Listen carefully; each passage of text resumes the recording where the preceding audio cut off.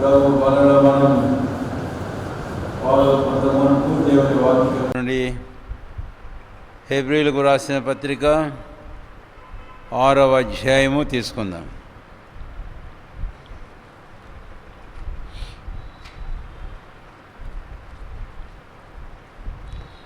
Hebrew పత్రిక 6వ అధ్యాయము 13వ వచనం నుండి 20వ వచనం వరకు మార్చి చదువుకుందాం. దేవుడు అబ్రహామునకు వాగ్దానం చేసినప్పుడు తనకంటే ఏ గొప్పవాని తోడు అని ప్రమాణం చేయలేకపోయిన గనుక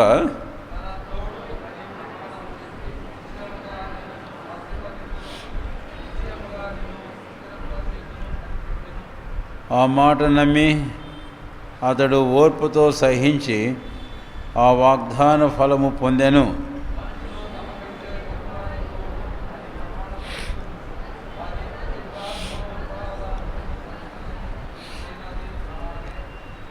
ఈ విధముగా దేవుడు తన సంకల్పము నిశ్చలమైనదని ఆ వాగ్దానమునకు వారసులైన వారికి మరి నిశ్చయముగా కనుపరచవలని ఉద్దేశించిన వాడై తాను అబద్ధమాడజాలని నిశ్చలమైన 2 సంగతులను బట్టి మన ఎదుట ఉంచబడిన నిరీక్షణను చేపట్టుటకు శరణాగతులమైన మనకు బలమైన ధైర్యము కలుగునట్లు ప్రమాణము చేసి వాగ్దానమును దృఢపరచెను.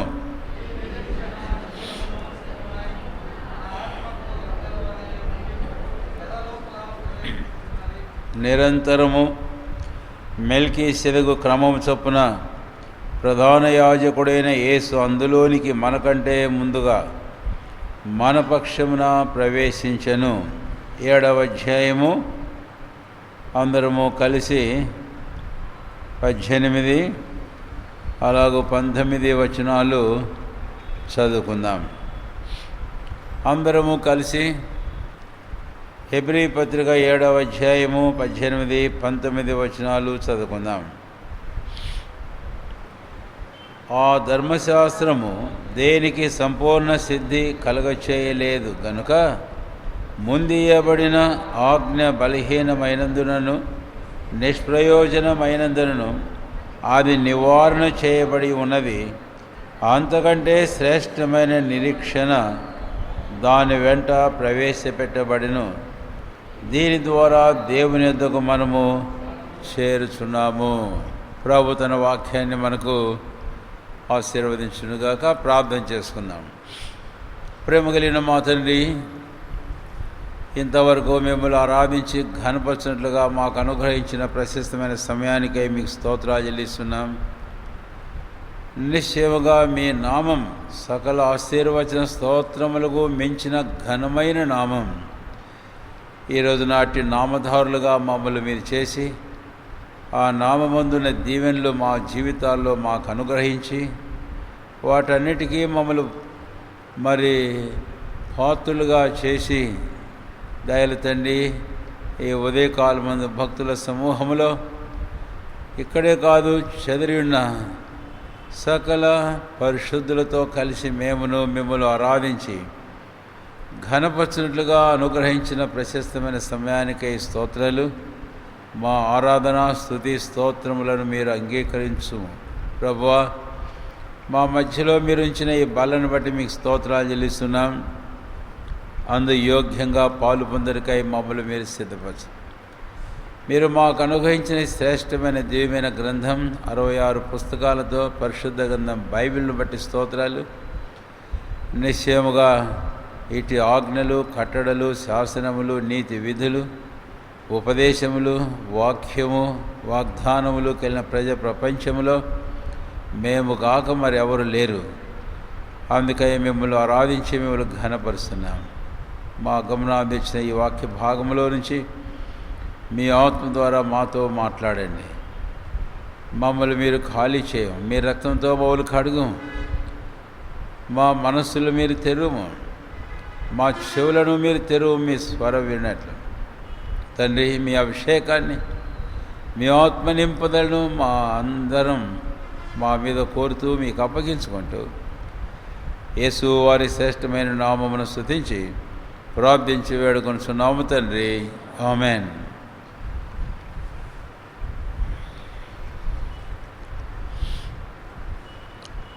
చదివిన ఈ వాక్య భాగంలో హెబ్రీ పత్రిక 6వ అధ్యాయం ఇప్పటికే కొన్ని వారాలు ఆ అధ్యాయంలో మనం ఉంటూ వచ్చాము.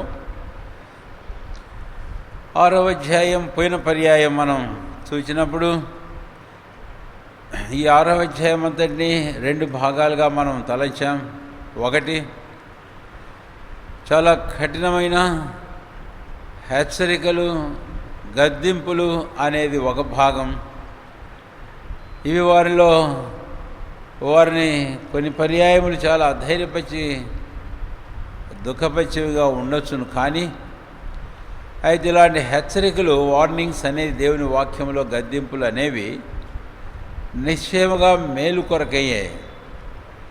యోబు గ్రంథం 5వ అధ్యాయంలో ఒక మాట అంటాడు, దేవుడు గద్దించు మనుష్యుడు ధన్యుడు. కాబట్టి దేవుడు డైరెక్ట్గా, దేవుడు తన సేవకులైన వారి ద్వారా, దేవుడు తోటి విశ్వాసుల ద్వారా, దేవుడు ఇంకా ఆయా సందర్భాల్లో మనల్ని హెచ్చరించి గద్దించేందుకు ఇంకా అనేకమైన సాధనాలు వాడుతూ ఉంటాడు. అయితే ఒక్కటి గుర్తుంచుకోవాలి, ఆ గద్దింపులన్నీ మన జీవితంలో మన దీవెన కొరకయ్యే, మేలు కొరకయ్యే. 141వ కీర్తనకారుడు దావీదు అదే అంటాడు. సరే, ఆ గద్దింపులు అయిన తర్వాత, హెచ్చరికలు, వార్నింగ్స్ అయిన తర్వాత 2వ భాగం 6వ అధ్యాయంలో మనం చూచాం గొప్ప ప్రోత్సాహాన్ని పౌలు అపొస్తలులు దైవజనుడు వారికి ఇవ్వటం అనేది మనం చూస్తాం. అయితే ఎవరికి ఇచ్చాడు ఆయన అన్నప్పుడు 6వ అధ్యాయంలో 9వ వచనం నుంచి తాను ఆరంభించినప్పుడు, అయితే ప్రియులారా అన్నమాట. కాబట్టి ప్రియులు అని అన్నప్పుడు ఎవరు వీరు అని అంటే, రక్షణ పొందిన దేవుని ప్రజలు, హెబ్రీయుల్లో నుంచి క్రీస్తునందలి విశ్వాసంలోనికి తేబడిన దేవుని ప్రజలు. కాబట్టి ప్రియులు అని బైబిల్లో వాడిన ప్రతి సందర్భంలో దాదాపుగా కేవలం క్రీస్తునందలి దేవుని అందలి విశ్వాసులైన వారికి మాత్రమే వాడాడు అని. కాబట్టి అలాంటి వారికి ఒక గొప్ప ప్రోత్సాహాన్ని, పురికొల్పును దైవజనుడు పౌలు అపొస్తలులు ఇవ్వడం అనేది మనం చూస్తాం. నిజమే ప్రియులారా, ఒకవైపు ఇలాగా హెచ్చరించబడి, గద్దించబడి, బుద్ధి చెప్పబడుతున్న మానవాళి చూస్తే, లేక అనేకమైన హెచ్చరికలు, గద్దింపులు జీవితాల్లో తేబడుతున్నట్టు కనబడుతుంటే, ఈ ప్రపంచంలో మానవాళి మీద ఇలాంటివి అనేకములు రావడం మనం చూస్తూ ఉంటే, అదే సమయంలో ప్రభునందు విశ్వాసం ఉంచిన ఆయన ప్రజలైన వారికి గొప్ప ప్రోత్సాహము, ధైర్యము, బలమును కలజేసేటటువంటి సంగతులు కూడా దేవుని వాక్యంలో మనం చూస్తాం. కనుక ఇలాంటి సందర్భాల్లో మనల్ని మనం ప్రోత్సహించుకోవాలి, ధైర్యపరచుకోవాలి. 1వ సమూయేలు 30వ అధ్యాయం 6వ వచనంలో మనకు తెలుసు, దావీదు తన దేవుని బట్టి ధైర్యము తెలుసు. David encourage himself in his God అనే మాట మన జీవితాల్లో ఎంతో అవసరం. సరే, ఇప్పుడు రక్షణ పొందిన మన విషయానికి వస్తే, ఈ ప్రోత్సాహము, పురికొల్పు అనేటటువంటిది మనము ఈ 9వ వచనం నుంచి 20వ వచనం వరకు మనం తలస్తూ వచ్చిన ఆ సందర్భంలో ఇక్కడ మనకు కొన్ని హెచ్చరికలు లేకపోలేదు. ఏమిటి ఆ హెచ్చరికలు అని అంటే, మనం చెప్పుకున్నాం ఈ 9వ వచనం 10, 11 చివరిదాకా కూడా ఆ హెచ్చరికలు ఏమిటివి అని అంటే, మీరు ఇలాగ రక్షణకరమైన స్థితిలోనే ఉన్నారు, మంచి వాటి మీద ఉన్నారు, రక్షణకరమైన స్థితిలోనే ఉన్నారు, పరిచయం చేస్తున్నారు, ఇంకనూ పరిచయం చేస్తున్నారు. ఇవన్నీ చెబుతూ వచ్చిన తర్వాత పౌలు అపొస్తలులు ఒక మాట అంటాడు, ఏమని? మీరు మందులు కాక, 11వ వచనం, మీరు ఎవరు కావద్దట? మందులు కావద్దు.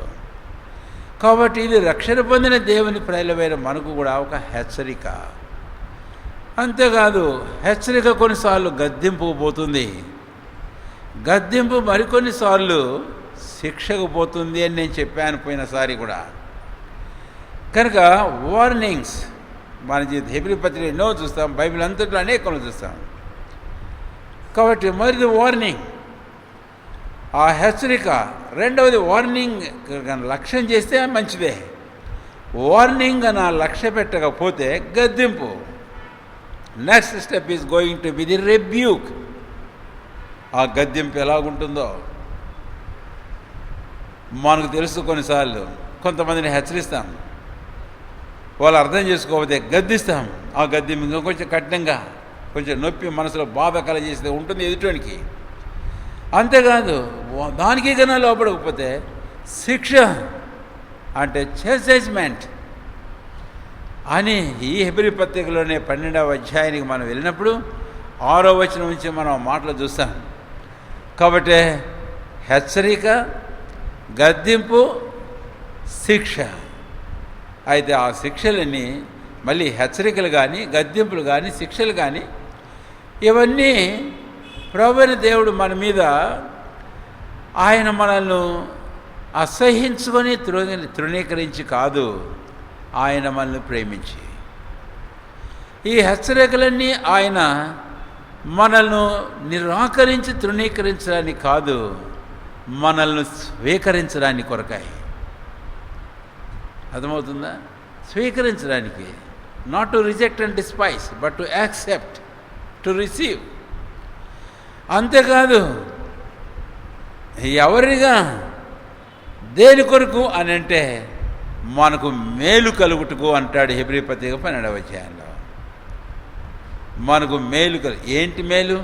చాలా ఉన్నాయి, కానీ అయితే ఆ భాగంలో మనం గమనిస్తే మనల్ని కుమారులుగా స్వీకరించడాయి. కుమారుడు, కుమార్తెగా మనము స్వీకరించబడి, ఎంచబడి, అందున శ్రేష్టమైన ధన్యతలు మనం అనుభవం కావడానికి కొరకాయి అలాగా చేస్తాడు ఆయన. కాబట్టి ప్రియులారా, మనలో ఏ ఒక్కరమైనా సరే రక్షించబడిన దేవుని ప్రజలమైన మనం ప్రభు చేయు హెచ్చరికలను పెడచెవిని పెట్టుకుందాం గాక. ఆ హెచ్చరికలు గద్దింపుల దాకా పోనీకండి. ఒకవేళ పోనిచ్చామేమో గద్దింపుల దాకా, అక్కడన్నా మన హృదయాలను లోపరుచుకుందాం, ప్రభుకు అప్పగించుకుందాం. అక్కడ ఆగేటట్టుగా చూడండి. అవి ఇంకా శిక్షలకు పోనీకండి, చాస్టైజ్మెంట్స్ అండ్ పనిష్మెంట్స్ కాడికి పోనీకండి. అక్కడికి పోతే అది ఇంకా మనకు కష్టంగా, బాధగా ఉంటుంది. అవి ఎలా ఉంటాయో మనకు తెలియదు. ప్రభు చేసే శిక్షలు మనం ఎరగం. అవి ఎలాంటివైనా కావచ్చు, మనం అవి ఇవి అని చెప్పలేం. అది ఆయన యొక్క సార్వభౌమాధికారం, ఆయన ఇష్టం, ఆయన యొక్క చిత్తం. అయితే అంతవరకు పోనీయద్దని అంటున్నాను. ఒకవేళ అంతవరకు కూడా మనం పోయినామా, కనీసం ఇప్పటికైనా లోపడదాం, తద్వారా మన జీవితంలో మనం మేలు పొందాం. సరే, ఇలాంటి పరిస్థితులకు వచ్చి మనం ధ్యానం చేసిన తర్వాత ఇప్పుడు ఈ చదివిన భాగాలు 2, 6వ అధ్యాయంలో మనం చదివాం 13వ వచనం నుంచి. ఆ తర్వాత 7వ అధ్యాయంలో 18, 19 వచనాలు మనం చదివాం. నేను 3 పదాలు జ్ఞాపం చేస్తున్నాను, కానీ ఒక పదాన్నే మనం ధ్యానం చేసుకోబోతాం. ఏమిటి ఆ 3 పదాలు అని అంటే, విశ్వాసము అనేది మనము చూస్తాం. పై 9, 10, 11, 12 వచనాలలో 11 విశ్వాసము అనే మాట చూస్తాం. తర్వాత 10వ వచనంలో ప్రేమ అనే మాటను మనం చూస్తాం. ఆ తర్వాత మనం క్రిందకు వస్తే ఇందాక చదివిన భాగములో 2 భాగాలలో కూడా నిరీక్షణ అనే మాటను మనం చూస్తాం. ఈ 3 చాలా దివ్యమైన సంగతులు. కొరింథీయులు రాస్తూ పౌలు అపోస్తలులు 13వ అధ్యాయంలో చివరి వచనంలో ఈ మాటలే రాస్తాడు. ఏమని? విశ్వాసము, నిరీక్షణ, ప్రేమ శ్రేష్టమే. ఈ 3 శ్రేష్టమైనది ప్రేమ అని అన్నాడు. అది 3 సంగతులు మనం చూస్తాం. సరే, నేను ఇప్పుడు ప్రేమను గురించి మాట్లాడడం లేదు. పోయిన వారం నేను మాట్లాడేటప్పుడు క్రీస్తు ప్రభు ప్రేమను గురించి మాత్రమే కాదు, అటు ప్రేమ ఒక వ్యక్తిని బలవంతం చేసినప్పుడు ఆ ప్రేమ ఏం చేస్తుంది అనేది ఇక్కడ మనం చూస్తాం. మీరు చేసిన కార్యమును పౌలు తెస్సలోనికీయులకు రాస్తూ మొదటి పత్రిక 1వ అధ్యాయం 3వ వచనంలో ఈ మాట అంటాడు. ఏమని? ప్రేమతో కూడిన మీ ప్రయాసము, అంటే the labour, your labour of love అన్నాడు. సరే, రెండవ మాటకు మనం వెళితే విశ్వాసాన్ని గురించి మనం చూస్తాం. అక్కడ విశ్వాసంతో కూడిన మీ పని, 3వ వచనం అదే మొదలుపెట్టాడు. యువర్ వర్క్ ఆఫ్ ఫెయిత్ అన్నాడు. అంటే విశ్వాసం ఎక్కడైతే ఉంటుందో అక్కడ పని ఉంటుంది అని. అయితే ఇక్కడ ఇలాగంటే బాగుంటుంది, రెండు మంచివే. ఒకటి యువర్ వర్క్ ఆఫ్ ఫెయిత్ అని అంది ఇంగ్లీష్లో, అయితే విశ్వాసంతో కూడిన మీ పని తెలుగులో బాగానే ఉంది. అయితే నేను ఇంకో మాట, ది వర్క్ ఆఫ్ ఫెయిత్ అంటే విశ్వాసము యొక్క పని, తర్వాత విశ్వాసంతో కూడిన పని. విశ్వాసము యొక్క పని ఏమిటి అనేది మనం గమనిస్తే బైబిల్లో ఎన్నో సంగతులు మనం చూస్తాం.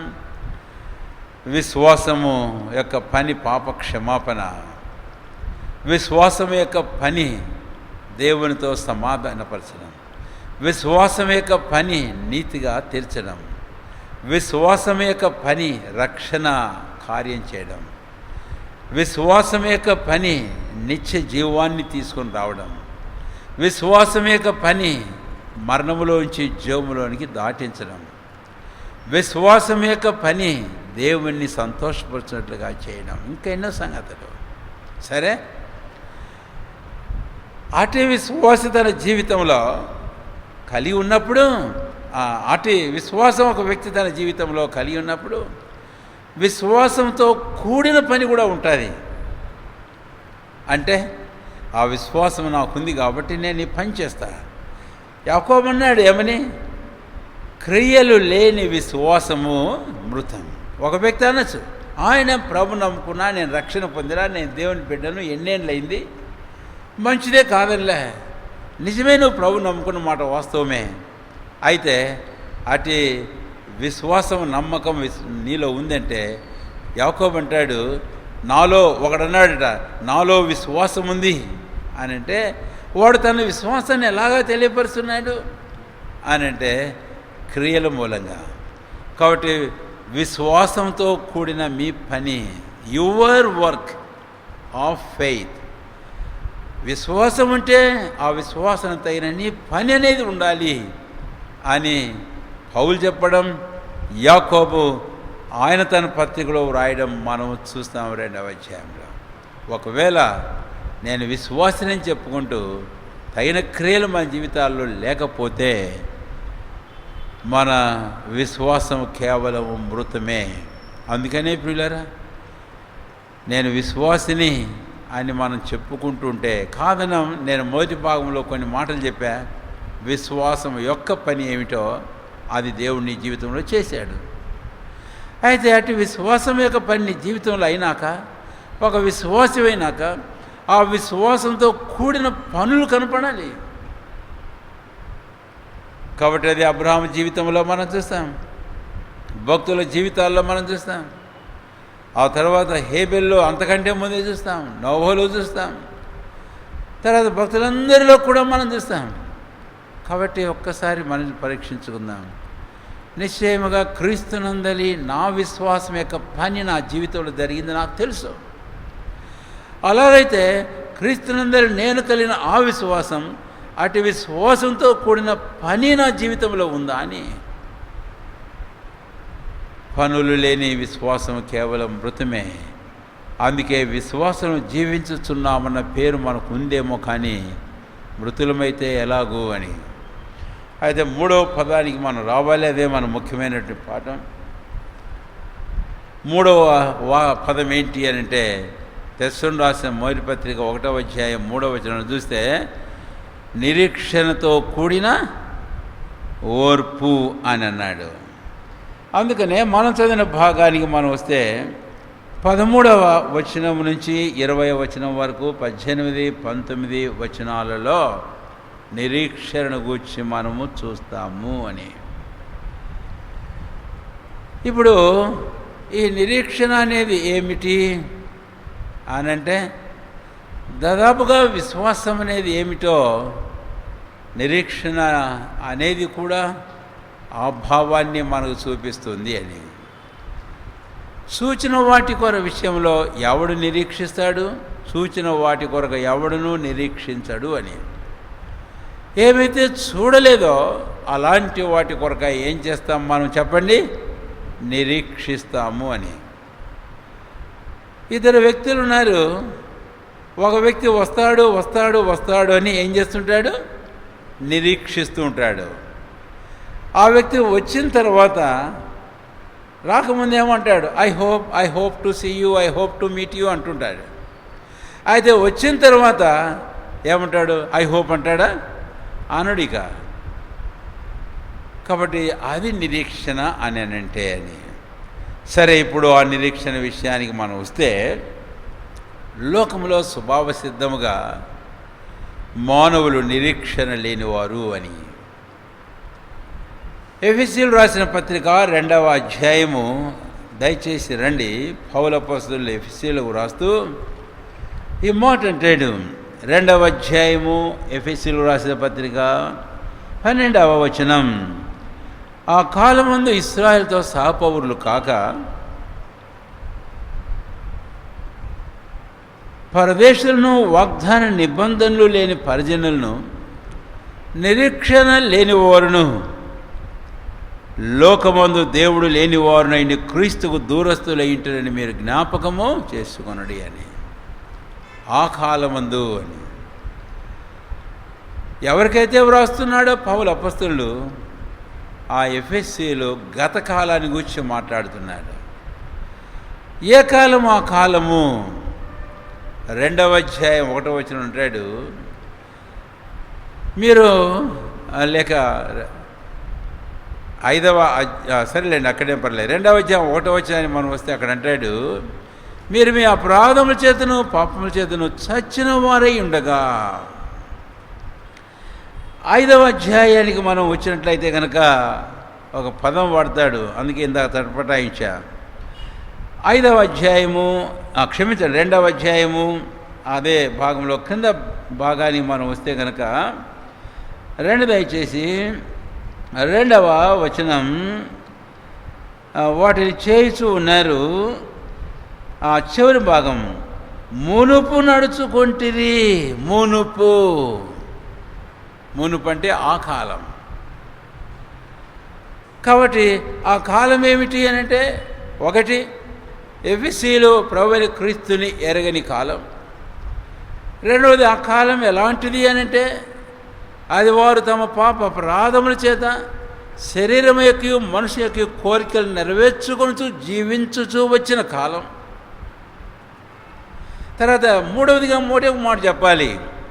ఆ కాలం ఏ కాలము అని అంటే 3వ వచనం చివరి భాగం, మన శరీరవసలను అనుసరించి మునుపు ప్రవర్తించుతూ కడమ వారి వల్లనే స్వభావ సిద్ధముగా దైవోగ్రతకు పాత్రలవి. కడమవారు అన్నప్పుడు ఎవరిని చూపిస్తున్నాడో మనకు తెలుసు. ఒకవేళ మన ఆదికాండం 6వ అధ్యాయం కావచ్చు, లేక ఆదికాండం 19వ అధ్యాయం కావచ్చు. అంటే దేవుని ఉగ్రత మానవాళి మీదకి దిగి వచ్చిన సందర్భాన్ని పౌలు అపోస్తలుడు జ్ఞాపం చేస్తూ, కాబట్టి నిశ్చయంగా మునుపు మీరు కూడా దైవోగ్రతకు పాత్రులయ్యుంటిరి అన్నాడు. నేను 3 సంగతులు జ్ఞాపం చేశాను. ఆ కాలమందు అని అన్నప్పుడు, ఆ కాలం ఏ కాలము అంటే, వారు క్రీస్తుని ఎరగని నిర్దేవులై లోకంలో జీవించుతున్నారు. వారు తమ అపరాధము చేతను పాపం చేతను చచ్చిన వారైనారు. అటు ఓటన్నిటి బట్టి వారు దైవోగ్రతకు పాత్రులై జీవించినటువంటి కాలం. అట్టి వారికి ఏమి లేదట, నిరీక్షణ లేదు. ఈ మధ్యాహ్నం ఈ మాట వినే నీవెవరువైనా, నీవింకా నీ జీవితంలో జన్మించి జీవించుతున్న శరీర సంబంధమైన జీవితంలో నీ శరీరం యొక్క మనసు యొక్కయు కోరికలు నెరవేర్చుకొనుచూ ఉంటే, నీవు దైవోక్తకు పాత్రుడై ఉంటే నీకు ఒక నిరీక్షణ ఏమాత్రమును లేదు. నీ నిరీక్షణ అంతా ఈ లోకం మట్టుకే. పౌలు ఆ విషయాన్ని గురించి మాట్లాడుతుంటాడు. కొరింథీయులు రాసిన మొదటి పత్రిక 15వ అధ్యాయం. కొరింథీయులకు రాసిన మొదటి పత్రిక 15వ అధ్యాయం 19వ వచనం. ఈ జీవితకాలం మట్టుకే మనం క్రీస్తునందు నిరీక్షించు వారమైన ఎడల మనుషులందరికంటే దౌర్భాగ్యులమైందుము. అంటే ఇలాంటి వారంతా దేని మట్టుకు వారికి ఉండేది ఆశ, నిరీక్షణ, హోప్ కేవలం ఈ జీవితకాలం. 5, 10, 20, 30, 40, 50, 70, 80, 100 ఇంకెన్ని సంవత్సరాలు. కాబట్టి దీన్ని బట్టి పౌలు అంటాడు, ఎన్నైనా కానీ నువ్వు దౌర్భాగ్యుడివి అని అంటాడు. ప్రియమైన స్నేహితుడా, సోదరి, ఇలాంటి స్థితిలో నువ్వు కంటిన్యూ కాకు దయచేసి. నిరీక్షణ అంటే ఇప్పుడు ఈ నిరీక్షణ ఒక మాట చెబుతున్నాను. Hope beyond this life, hope of incorruptibility beyond this corruption, hope beyond the world which is going to be for eternity, beyond the temporal world. అంటే జీవిత కాలమైన తర్వాత జీవితం, ఈ లోకమైన తర్వాత ఇక లోకం, అశాశ్వతములైన వీటి తర్వాత శాశ్వతమైనటువంటివి. అయితే వాటిని కూర్చున్న నిరీక్షణకే. అందుకే తిందము, త్రాగుదము, ధరించుకుందాం, చచ్చిపోదాం. లోకం యొక్క తీరిదే, ఇది లోకస్తుల యొక్క వైఖరిదే. చచ్చిన తర్వాత ఏమవుతుందో, మన్నులో కలిసిపోతుంది, గాలిలో కలిసిపోతుంది. ఏమైనా తినాలన్నా, త్రాగాలన్నా, చెయ్యాలన్నా, సంపాదించి ఏమైనా సరే ఈ లోకంలో ఉన్నంత వరకు అది వాళ్ళ యొక్కనే కాదు. ప్రియుడా, నీ జీవితం ఈ లోకం మట్టు కాదు. నీ జీవితం నిత్యత్వం కొరకై దేవుడు నిన్ను సృజించాడు. నీ జ్ఞాపం చేస్తున్నాను ఒక మాట, దేవుని వాక్య అధికారం చొప్పున. నీవు పాపంలో జన్మించి జీవించచ్చు, పాపంలోనే చచ్చి నువ్వు అయినప్పటికీ ఈ లోకంలో నీవు చావుతో ఏది సమాప్తం పూర్తి కాదు. అది కేవలం చాలా అల్పమైన విషయమే. అయితే నిత్యత్వం ఒకటి ఉంది. నీ నిత్యత్వం ఏంటో తెలుసా? నీ నిత్యత్వం అక్కడ అగ్ని ఆరదు, వారి పురుగు సావదు. మార్కు సువార్త 9వ అధ్యాయం చివరి వచనం, యేసయ్య నోటి మాటలు. ప్రకటన గ్రంథం 14వ అధ్యాయం 11వ వచనం, అక్కడ అగ్ని ఆరదు. అంతేకాదు, వారి బాధ సంబంధమైన పొగ నరకంలో యుగ యుగాలు లేచరు. ఏదో లోకంతో అంతా అయిపోతుంది అని అనుకోకు. You are going to be in eternity. నిత్యత్వంలో నువ్వు ఉండబోతున్నావు. అయితే ఆ నిత్యత్వం నీకు నిత్యమైన నరకం. ఆ నిత్యత్వం నీ ఆత్మ శాశ్వతంగా యాతన అనుభవించే స్థితి. కాబట్టి అతి ఘోరమైన నిత్యత్వం నుంచి తప్పించుకో.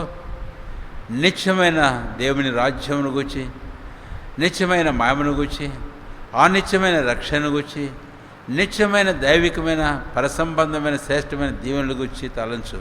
సరే, ఇప్పుడు ఈ నిరీక్షణ గురించి నేను మాట చెప్పేది దాటిపోకముందు, ఈ మధ్యాహ్నం ఇలాంటి నిరీక్షణ లేనివాడుగా నీవు ఉంటే, పౌలు ఎఫెసీయులకు రాస్తూ 2వ అధ్యాయంలో వారిని గురించి అన్నటువంటి మాట ఏం మాట అంటే, మునుపు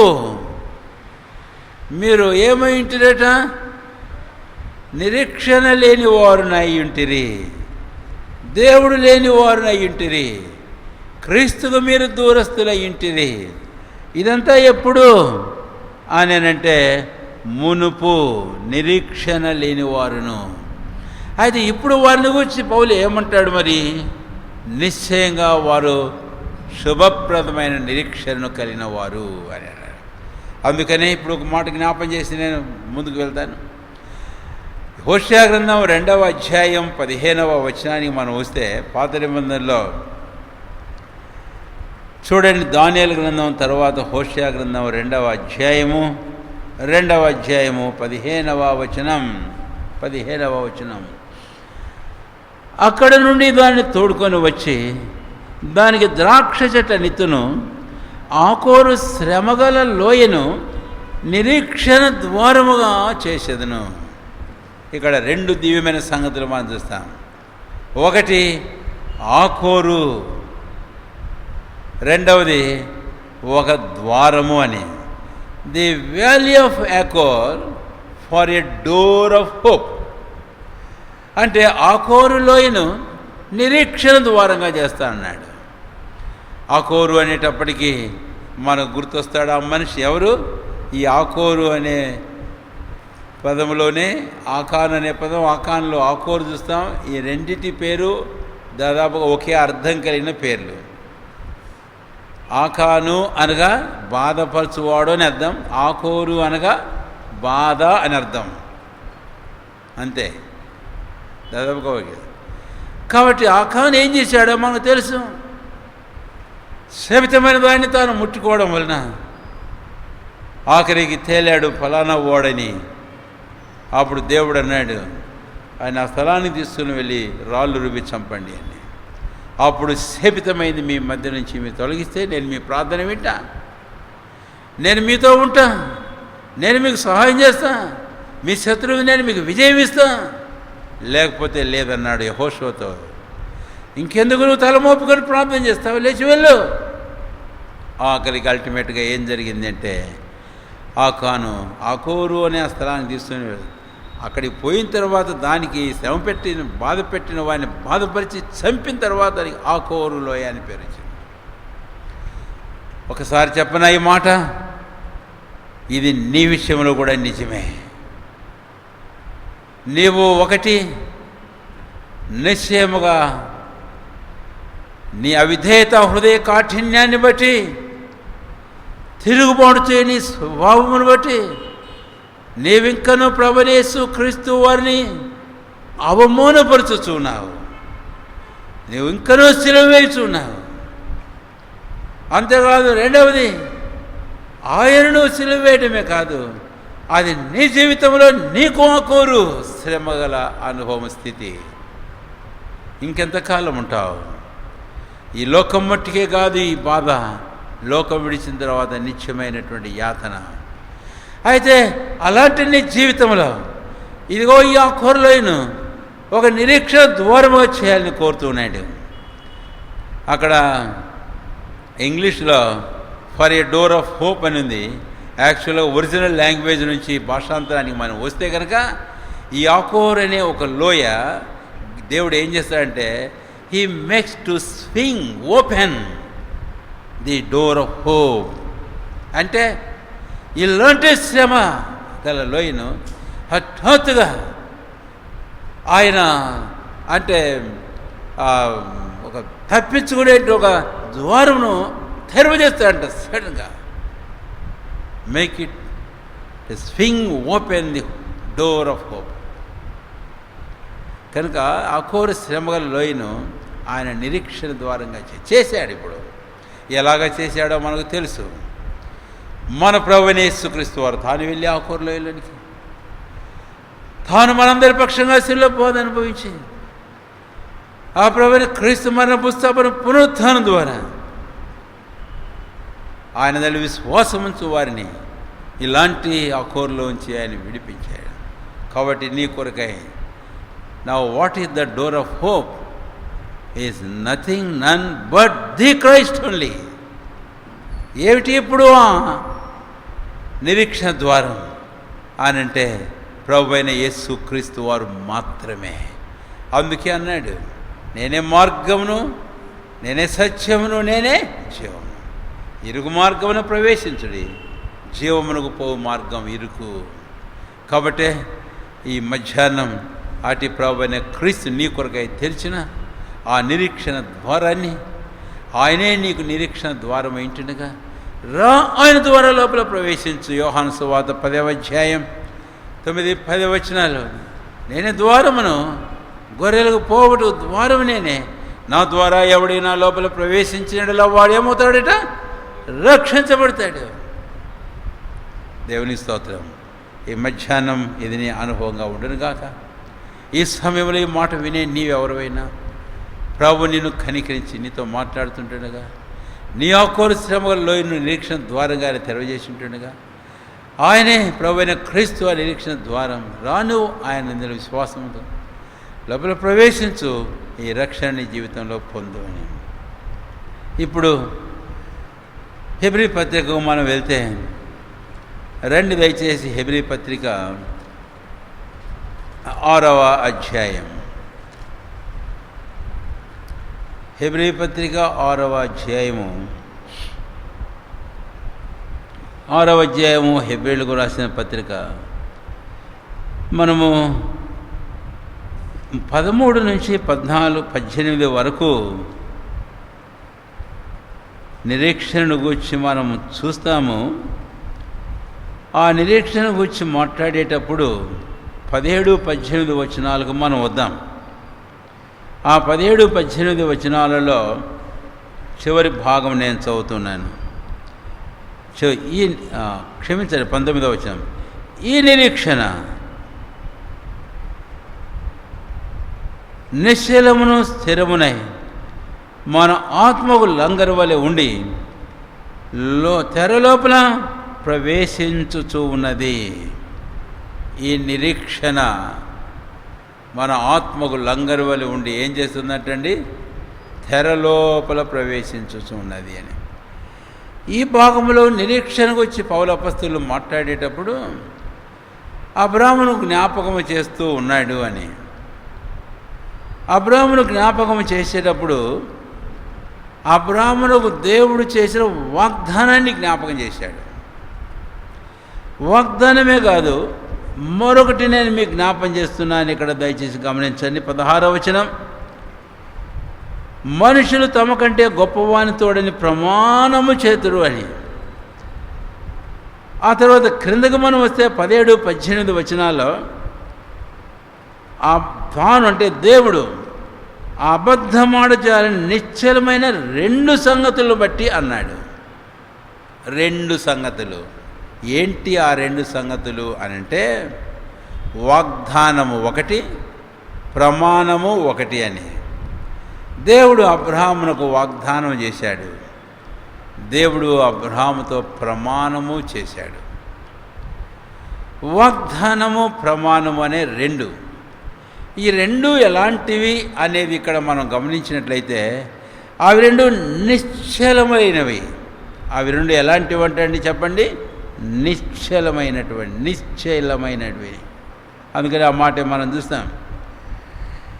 కనుక అవి కనుక sure are abiding steady fast, అవి నిలకడగా నిశ్చయంగా ఉండేది.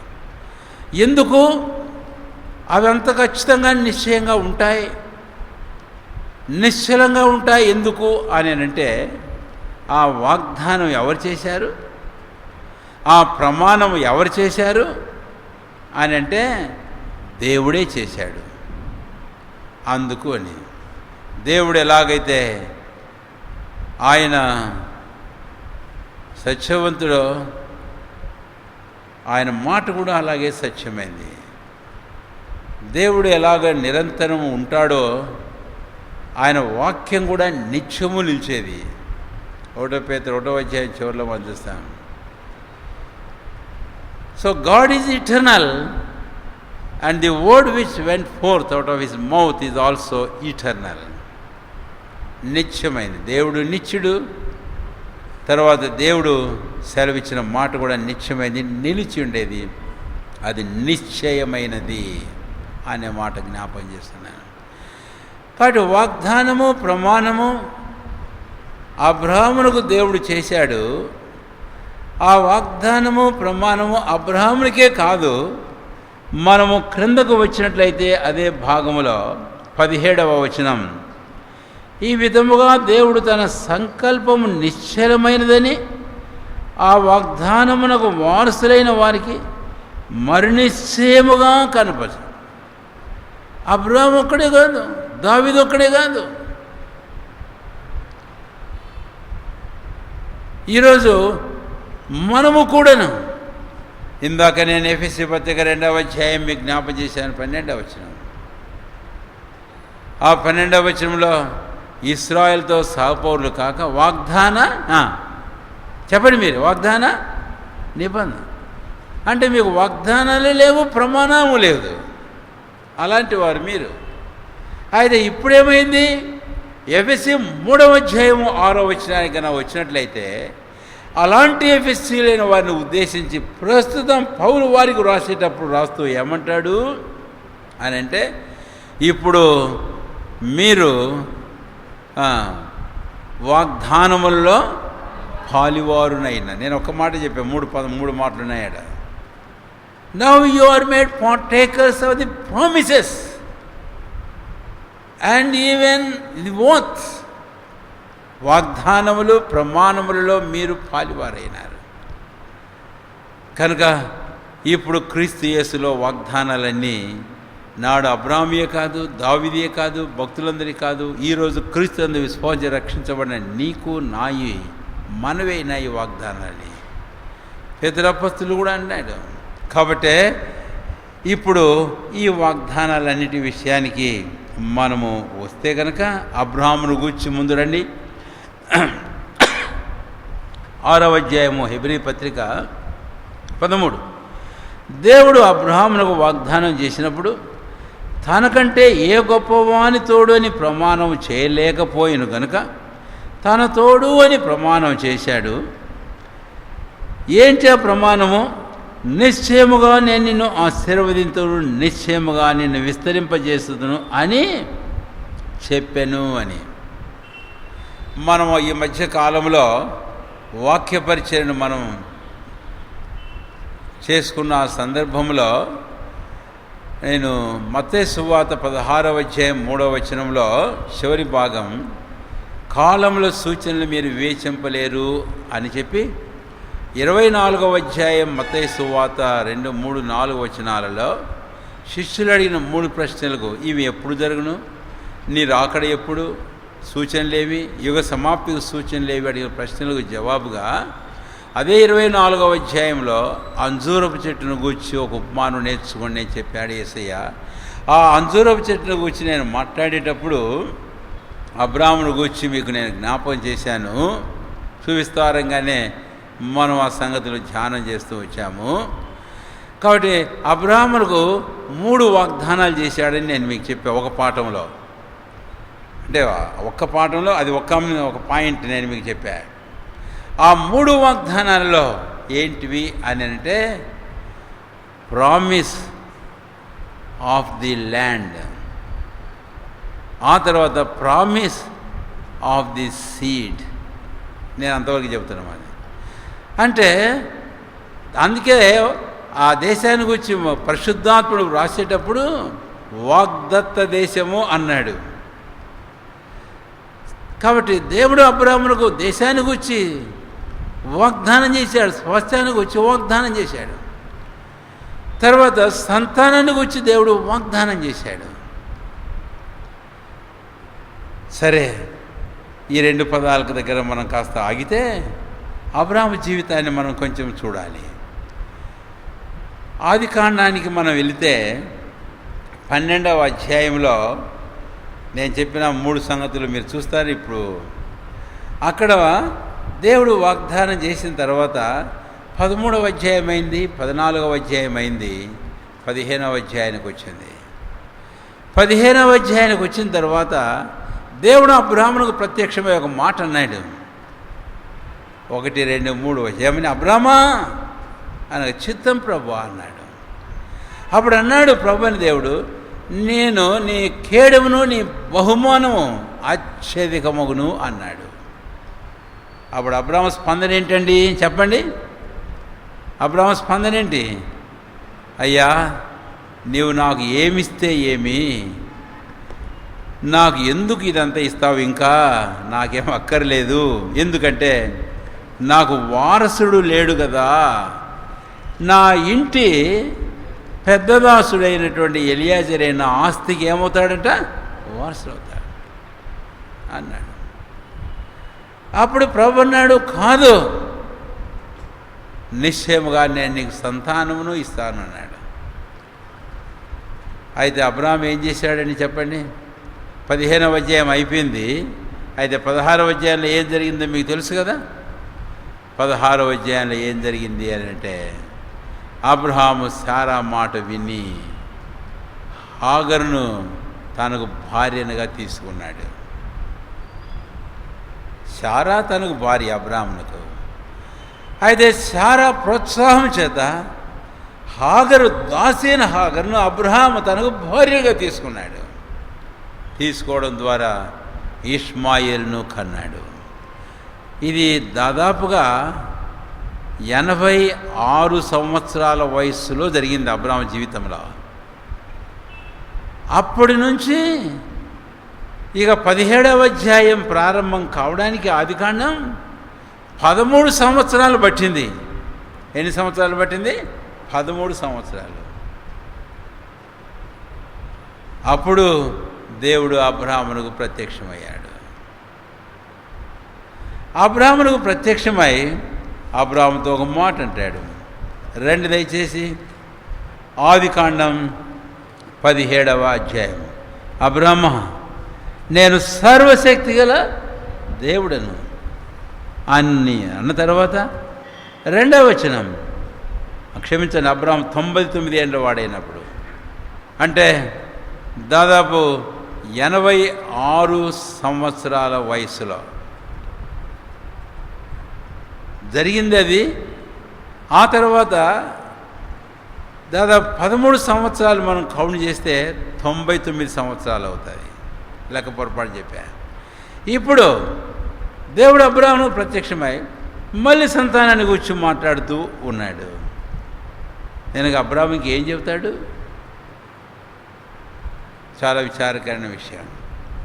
ఇక్కడ మనకి ఏమర్థం అవుతుంది అని అంటే, అబ్రహాము తనకు దేవుడు అనుగ్రహించినటువంటి వాగ్దానము, ప్రమాణం విషయంలో, నిరీక్షణ విషయంలో తాను కొంచెము మందగిల్లినట్లు మనకు అర్థమవుతుంది, సన్నగిల్లిపోయినట్లు అర్థమవుతుంది, బలహీనమైనట్లుగా మనకు అర్థమవుతుంది అని.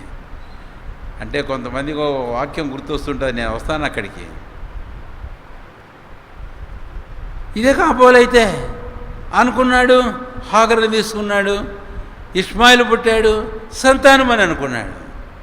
అయితే ఇది ఎంత జరగనే సారా అన్నది, వాడిని వెళ్ళగొట్టు, దాసిని దాని కుమారుని వెళ్ళగొట్టు, బాధపడుతున్నాడు. అప్పుడు దేవుడు జోక్యం చేసుకొని, ఈ విషయంలో సారా నీతో చెప్పిన మాట ప్రకారం చెయ్యి. అప్పుడు అతి కష్టం మీద ఆదికాండం 17వ అధ్యాయంలో ఇష్మాయేలును విషయమై మరి మొరపెట్టడము, అయితే దేవుడు ఇష్మాయేలును గురించి చెప్పడం మనం చూస్తాం. కానే కాదు, నేను వెన్ను పంపించాల్సిందే వాడిని అని అన్నాడు. ఆ తర్వాత మనం ఎరుగుదాం 18వ అధ్యాయంలో. అంటే ఇక్కడ మాట నేను దాటిపోకముందు అర్థమైంది అబ్రహాములకు, తాను పొరపాటు చేశానని తెలుసుకున్నాడు. కాబట్టి దేవుడు సర్వశక్తి గల దేవుడు. అయితే దేవుడు నాకు చేసిన వాగ్దాన విషయంలో, ప్రమాణ విషయంలో నేను బలహీనమైపోయినాను. అందరూ వచ్చి నేను నిరీక్షించే విషయంలో నా ఓర్పు సహనాన్ని నేను పోగొట్టుకున్నాను, తొందరపడ్డాను. నా భార్యని శారమాట విని నేను తప్పు చేశాను. అయినా మొరపెడితే దేవుడు అన్నాడు కానే కాదని తనకు అర్థమైంది. కాబట్టి దేవుని మోటు దాన్ని లోపడ్డాడు. ఆ ప్రమాణము వాగ్దాన విషయంలో దేవుడు మళ్ళీ జ్ఞాపం చేసినప్పుడు ఇప్పుడు మనం రావచ్చు. ఎక్కడికి రావచ్చు? రోమాపత్రిక 4వ అధ్యాయం. మీకు ఒకటి జ్ఞాపకం వస్తుంటుంది అని అన్నాను కదా, అదే ఇది. రోమాపత్రిక 4వ అధ్యాయం దయచేసి రండి. ఇక్కడ అబ్రహామును గురించి పరిశుద్ధాత్ముడు పౌలు ద్వారా వ్రాసిన మాటను మనం చూస్తాం. 18వ వచనం, నీ సంతానము ఇలాగ ఉండునని చెప్పిన దాన్ని బట్టి తాను అనేక జనములకు తండ్రి ఉన్నట్లు నిరీక్షణకు ఆధారము లేనప్పుడు అతడు నిరీక్షణ కలిగి నమ్మెను.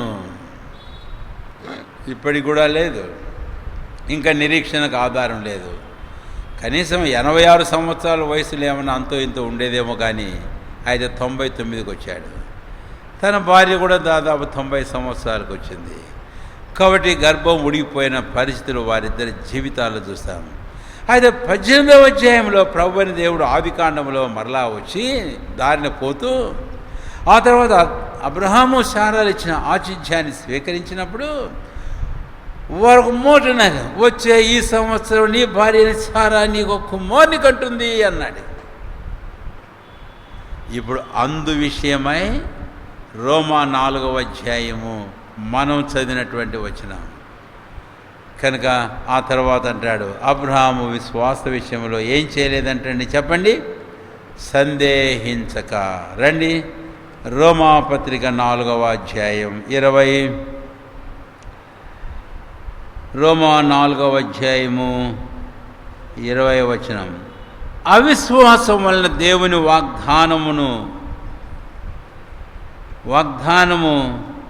గూర్చి సందేహింపక దేవుని మహిమపరిచి ఆయన వాగ్దానం చేసిన దాన్ని నెరవేర్చు సమర్థులని రూఢిగా విశ్వసించి, విశ్వాసం వల్ల ఏం పొందాడట? కాబట్టి విశ్వాసము వలన నిరీక్షణకు ఆధారం లేనప్పుడు నిరీక్షణ కలిగి నమ్మాడు. ఆ విశ్వాసం వల్ల బలం పొందాడు. దేవుడు చేసిన వాగ్దానము ప్రమాణములు తన జీవితంలో తాను స్వతంత్రించుకున్నాడు. ఇదంతా ఎందుకు చెప్పాను అని అంటే, పౌలు హెబ్రీలకు రాస్తూ అబ్రాహామును జ్ఞాపకం చేశాడు. ఇదంతా పౌలే చెప్పాడు వాళ్ళకు. అది ఈరోజు మనకెందుకు అని అంటే, మనము అలాంటి వారమే కాబట్టి అబ్రాహామును మనకు ఉదాహరణగా చెబుతున్నాడు. దేవుడు వాగ్దానం చేశాడు మనకు, దేవుడు మనకు ప్రమాణం చేశాడు. ఎన్నో వాగ్దానాలు మనం అంటాం, ఎన్నో ప్రమాణాలు మనం అంటాం.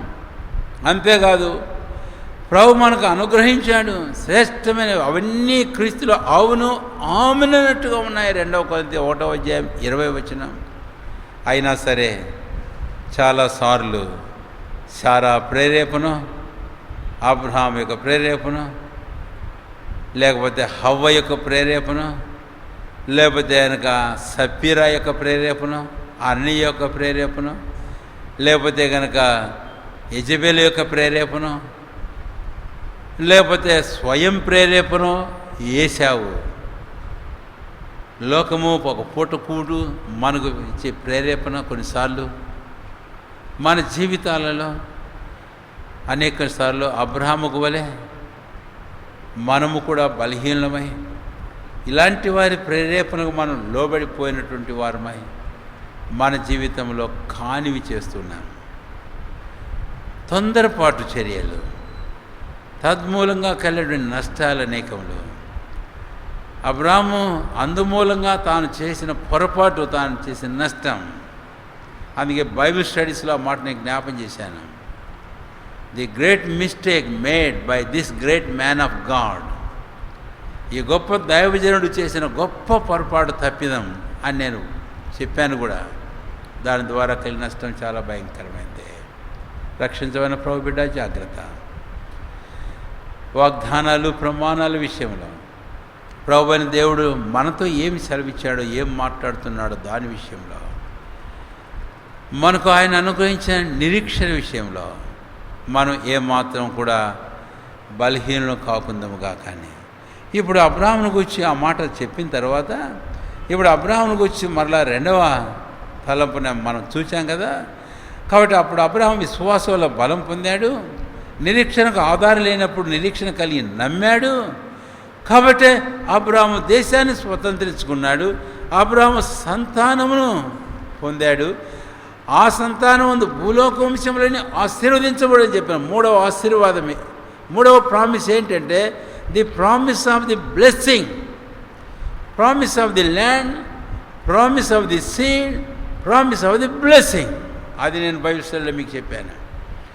కాబట్టి ఇప్పుడు అబ్రహాము నిశ్చయంగా నేను నిన్ను ఆశీర్వదించదును, నీ ద్వారా భూలోక వంశములన్నీ నీ యందు ఆశీర్వదించమన్నాను. ఇది ఎలాగ సాధ్యమైంది? అబ్రాహాములో క్రీస్తు యేసు ప్రభువాన్ని తీసుకొని వచ్చాడు కాబట్టి ఆయన ఈరోజు మనం ఆశీర్వదించబడ్డామని ఇంక చెప్పడం ఇంకేముందండి? ఇక్కడ కూర్చున్న మనం, రక్షణ పొందిన మనం, ఈ మాటలు వినే నీవెవరివైనా నిశ్చయముగా నీవు నేను ఈరోజు ఆశీర్వదించబడడానికి కారణం అబ్రహాము కారణం. కాబట్టి ఆ రోజు అబ్రహాం బలహీనుడైనప్పటికీ ఒక సమయం వచ్చింది, బలహీనైన వాడిని బలపరచబడినప్పుడు దేవుడు అబ్రహాముకు చేసిన వాగ్దానం ప్రమాణములు తాను సఫలమైపోయిన తన జీవితంలో, తద్వారానే ఈరోజు నీవు నేను ఆశీర్వదించబడ్డాం. అదేగనా జరగకపోయింటే ఏమైండదో మనకైతే తెలియదు, మనం చెప్పలేము. ఇప్పుడు రండి హెబ్రీ పత్రిక 6వ అధ్యాయం. హెబ్రీ పత్రిక 6వ అధ్యాయం. 6వ అధ్యాయము హెబ్రీ పత్రిక 15వ వచనం.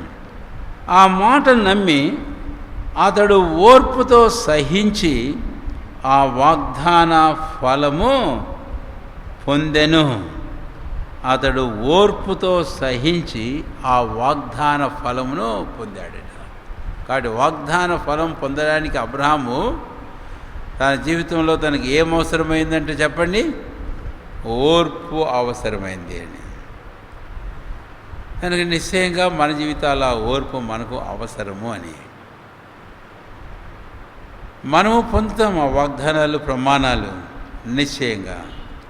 అందుకనే పౌలు తెస్సలోనికలకు రాస్తూ నిరీక్షణకు వచ్చి మొదటి పత్రిక 1వ అధ్యాయం 3వ వచనంలో ఏమన్నాడు అని అంటే, విశ్వాసంతో కూడిన మీ పని, ప్రేమతో కూడిన మీ ప్రయాసము, ఆ తర్వాత ఏమన్నాడు చెప్పండి, తర్వాత ఏమన్నాడు? బైబిల్ తెలియదండి మీరు ఇంకా.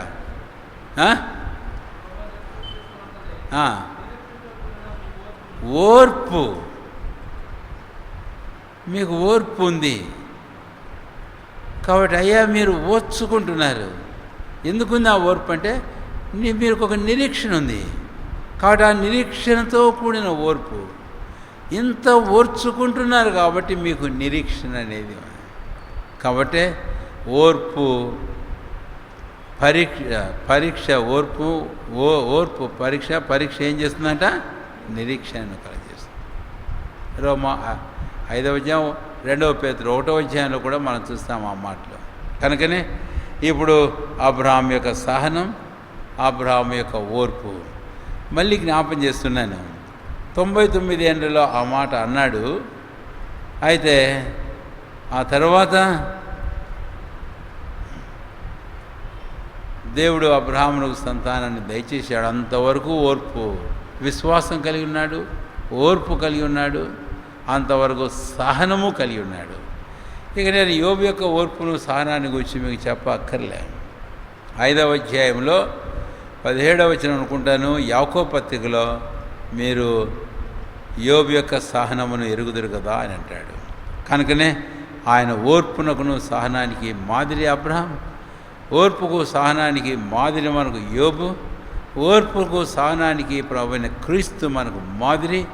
కాబట్టి నేను ఈ మాట ముగించబోతుంటుండగా మన జీవితంలో అట్టి ఓర్పును సహనమును మనమును కలిగి ఉందాం. ఓర్పు పోగొట్టుకుంటామా, సహనాన్ని తాలిమిని పోగొట్టుకుంటామా, నష్టమే జరిగిపోతుంది. అందుకనే మహాజ్ఞాని అంటాడు సామెతల గ్రంథంలో, శాంతము గొప్ప ద్రోహ కార్యములు జరగకుండా చేస్తుందంట. కాబట్టి అటు సహనాన్ని ఓర్పును అడుగుదాం. ఇప్పుడు రండి దయచేసి 6వ అధ్యాయము 17-18 వచనాలు 2వ భాగం యొక్క ముగింపులో 6వ అధ్యాయము 17-18 వచనాలు నేను కలిపి ఉన్నది. ఆ భాగంలో ఒక భాగం నేను చదువుతున్నాను. నిశ్చలమైన 2 సంగతులను బట్టి, అంటే ప్రమాణము వాగ్దానాన్ని బట్టి, అవి 2 నిశ్చయముగా ఉన్నాయి, నిశ్చలమైనవి. కాబట్టి మనము కూడా మన ఎదుట ఉంచబడిన నిరీక్షణను చేపట్టుటకు శరణాగతులమై ఉన్నాము. తెలుగులో అంతా తేటగా అర్థమయ్యేటట్టుగా లేదు. Who have fled to refuge అంటే ఆ శరణుకు చొచ్చిన వారము అని. ఏంటి అది? నిరీక్షణను చేపట్టుటకు అంటే ఆ నిరీక్షణను మనము చేపట్టవలసిన వారంగా మనం ఉన్నాం. ఆ నిరీక్షణ అని అనేటప్పుడు ఇప్పుడు ఈ నిరీక్షణకు ఒక ఉదాహరణ వాడాడు పౌలు అపోస్తలుడు. ఏం వాడాడు? నిరీక్షణకు లంగరు అని వాడాడు. లంగరు ఆది కాలంలో మొదటి శతాబ్దంలో రక్షించబడిన దేవుని ప్రజలైన వారు బహుహింసలు కలిగినాయి. 8వ అధ్యాయంలో యెరూషలేము సంఘంలో గొప్ప హింసలు కలిగినాయి. ఇంకా సంఘ చరిత్రకు వెళ్తే మనం చూస్తాం. అది హింసలు కలిగినప్పుడు చెదిరిపోయిన వారు. అంతేకాదు పౌలు పేరు అపొస్తలుల రాసిన ఒక మాట, చెదరిన వారిలో చేరిన యాత్ర అంటే చెదిరిపోతున్నారు, ఇంకా చెదిరిపోతున్నారు. వాళ్ళల్లో వీళ్ళు, వీళ్ళల్లో వాళ్ళు ఆయా స్థలాల్లో కలుసుకొని చేరతా పోతా ఉన్నారు. అయితే ఏం జరిగిందో తెలుసా? చెదిరిపోయినప్పుడు వాళ్ళు కొన్ని సింబల్స్, ఎక్కడైతే వారు ఒక రాత్రిలో ఒక పగలో కొన్ని రోజులు గడిపారో ఆ అరణ్యంలోనూ ఆ కొండల్లోనూ ఆ సొరంగాలలోనూ వాళ్ళు ఏం చేసేవారంట తెలుసా? పావురము గుర్తు చెక్కేవారట. ఆ బండల మీద పావురము గుర్తు చెక్కేవారు. చేప గుర్తు చెక్కేవాళ్ళట. తర్వాత ఈ లంగర్ గుర్తు చెక్కేవారట. లంగర్ గుర్తు. ఇవి ఎవరికి అర్థమవుతాయో తెలుసా? అందరికీ అర్థం కావు. ఎవరికి అర్థమవుతాయి? ఆ ప్రజలకి అర్థమవుతాయి. చెదిరిపోయిన వారిలో చేరిన, చెదిరిపోయిన వాళ్ళు అక్కడ ఉన్నారు. వాళ్ళు వెళ్ళిపోయిన తర్వాత ఇంకొంతమంది ఇక్కడికి వచ్చారు. ఇక్కడికి వచ్చేటప్పుడు ఈ కనపడేటప్పుడు ఓ మనమే కాదు, మనకు వాళ్ళు చెదిరిపోయిన వాళ్ళు ఇంకెంతోమంది ఉన్నారు. అది వారికి అర్థమయ్యేది.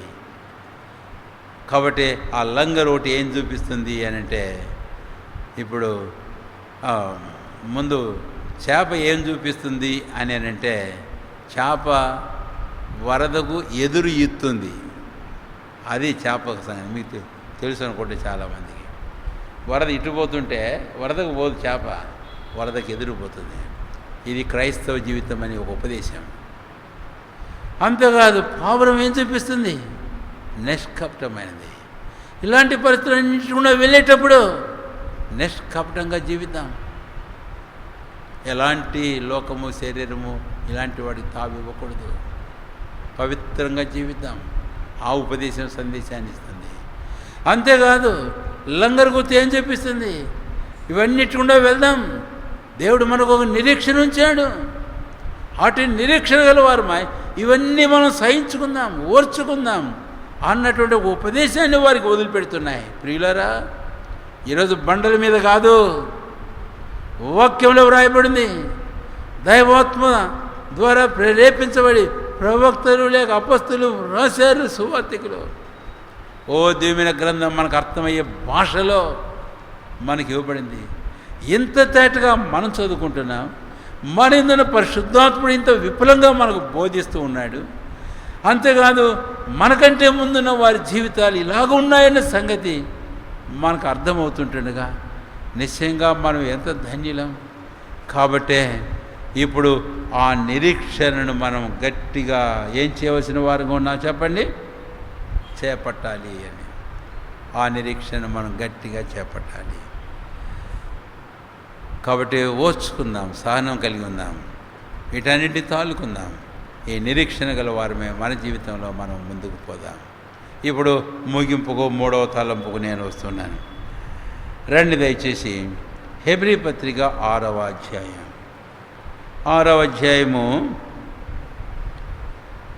19-20 వచనాలకు వస్తున్నాం. ఇప్పుడు 19-20 ఈ నిరీక్షణ నిశ్చలమును స్థిరమునై మన ఆత్మకు లంగరు వలె నుండి తెరలోపల ప్రవేశించుచున్నది.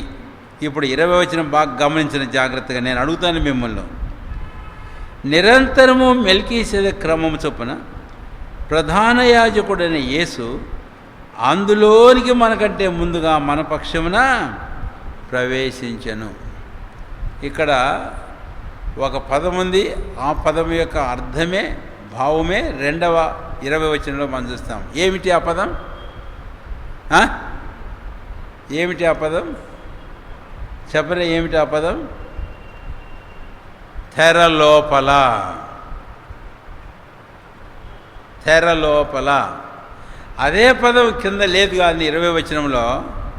అది అందుకే దాని అర్థం ఇచ్చేటువంటి పదం అందులోనికి. ఎందులోనికి? పోయిన వారం ఆరాధన కొరకై ఈ 20వ వచనమే నేను మీకు జ్ఞాపం చేసి మరి కొన్ని తలంపులు మనం చెప్పుకొని ఆరాధన చేశాం ఒక్క 20వ వచనంలో నుంచే.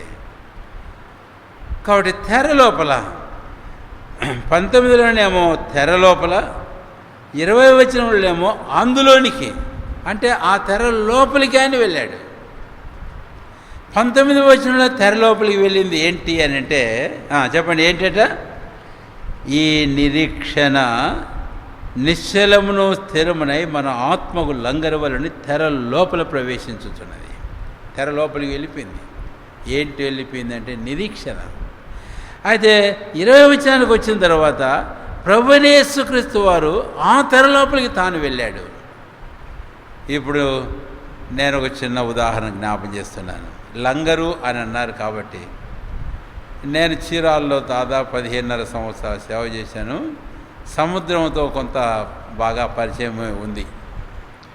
అయితే ఒంగోలుకి వచ్చాం కానీ ఒంగోలు దగ్గర కూడా ఉంది కానీ అయితే పెద్దగా ఎప్పుడేం పోను, అక్కడికి పోలే. అంతేకాదు ఇంకా కొన్ని స్థలాలలో పెద్ద పెద్ద హార్బర్స్లో మనం వెళ్ళిన సందర్భాలుగా నాకు గమనించినట్లయితే వెళ్ళాను నేను. ఆ తలంపు నేను మీకు జ్ఞాపం చేయాలని కోరుతున్నాను. ఏంటి అని అంటే పెద్ద పెద్ద ఓడలు వస్తాయి. ఆ ఓడలు ఇప్పుడు ఎక్కడికి రావాలి అని అంటే ఆ దరికి రావాలి. అయితే దరికి రావడానికి కొన్నిసార్లు ఆ దరిన ఎక్కువైన లోతు ఉండకుండా నీళ్లు తక్కువగా ఉన్నప్పుడు ఆ పెద్ద ఓడలు ఆ దగ్గరికి రావడం కష్టం, రారు వాళ్ళు. ఎందుకంటే వస్తే కూరుకుపోతే గొప్ప ప్రమాదం జరుగుతుంది. అందుకని వాళ్ళు ఏం చేస్తారు అని అంటే వాళ్ళు అక్కడే ఉంటారు. అక్కడే ఉండి కొన్నిసార్లు వారు లంగర్లు వేయడానికి కూడా అందనంత లోతు ఉంటుంటుంది ఒకటి. అప్పుడు ఏం చేస్తారు తెలుసా? చిన్న ఓడలో ఈ ఓడలో ఉన్న లంగర్ని తీసుకొని, పెద్ద ఓడలో ఉన్న లంగర్ని తీసుకొని ఈ చిన్న ఓడలు ఏం చేస్తాయంటే బాగా అద్దరికి వెళ్ళిపోతాయి.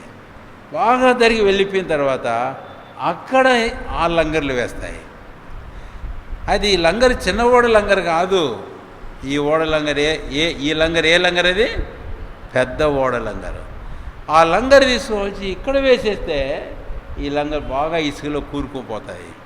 కూరుకుపోయిన తర్వాత ఏమవుతుంది అని అంటే ఈ పెద్ద ఓడ అక్కడుందే నిలకడగా ఉంటుంది కదా, నిలకడగా ఉంటుంది అని. ఒకటి నిలకడగా ఉండడమే కాదు, అందులో ఉండే వాళ్ళకి ఇంకొక ధైర్యం ఉంటుంది. ఏంటి ధైర్యం? అంతేకాదు అందులో ఉండే వాళ్ళకి ఇంకొక నిరీక్షణ ఉంటుంది. ఏంటి నిరీక్షణ? ఈ చిన్న ఓడ వెళ్ళి నా లంగర్ను అక్కడ వేసింది కాబట్టి ఇప్పుడు ఒక టైం వస్తుంది, నీళ్లు పైకి ఉబికినప్పుడు నేను ఇక్కడి నుంచి ఏం చేస్తానట? అక్కడికి వెళ్ళిపోతా, నేను ఒడ్డుకు చేరతా. ఐ వుడ్ రీచ్ ది షోర్. నేను ఒడ్డుకు చేరతా. అంతవరకు ఈ పెద్ద బరువైనటువంటి ఓడ అక్కడే ఉంటుంది. అయితే చిన్న ఓడ తన లంగరు తీసుకొని వెళ్ళి అక్కడ వేసేస్తే ఈ ఓడలో ఉండే వారికి నిర్భయంగా నిరీక్షణతో ఉంటారన్నమాట. ఏంటి ఆ నిరీక్షణ అంటే నీళ్ళు, మీకు సముద్రం తెలుసు, ఆటుపోటులు. కాబట్టి అదైనప్పుడు నేను నిశ్చయంగా అద్దరికి చేరతా అంటి నిరీక్షణ. అది ఇక్కడ మనం చూస్తాం. కాబట్టి నిరీక్షణ తెరలోపల ప్రవేశించింది.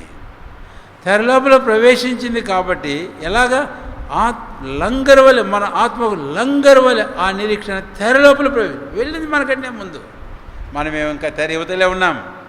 మనమేమో ఇంకో సముద్రంలో చాలా దూరంగా ఉన్నాం. మనమేమో ఇంకో దరికి దూరంగా ఉన్నాం. మన క్రైస్తవ జీవితాలు మన పరిస్థితులు దరికి చాలా దూరంగా ఉన్నాయి.